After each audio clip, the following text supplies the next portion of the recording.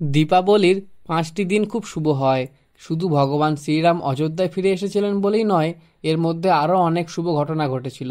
যেমন প্রথম দিন ধনতেরসে আপনারা কিছু না কিছু জিনিস কিনে থাকেন, কিন্তু কেন কেনেন সেটা হয়তো অনেকেই জানেন না। আসলে এই দিন সমুদ্র মন্থন থেকে ধন্বন্তরীর সঙ্গে মা লক্ষ্মী প্রকট হয়েছিলেন।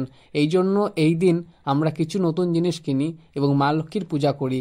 পরের দিন 19 অক্টোবরে কার্তিক মাসের কৃষ্ণপক্ষের চতুর্দশী, এটিকে কালী চতুর্দশী হিসেবে পালন করা হয়, কারণ এই দিন মা কালী রক্তবিষ নামক অসুরকে বধ করেছিলেন।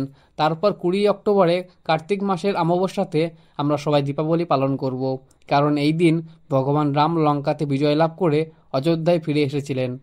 তারপরের দিন কার্তিক শুক্লা প্রতিপদাতে আমরা গোবর্ধন পূজা পালন করি, কারণ এই দিন ভগবান শ্রীকৃষ্ণ গোবর্ধন পর্বতকে তুলে বৃন্দাবনবাসীকে ইন্দ্রের প্রকোপ থেকে রক্ষা করেছিলেন। এরপর কার্তিক শুক্লা দ্বিতীয়ার দিনে ভাইফোঁটা পালন করা হয়।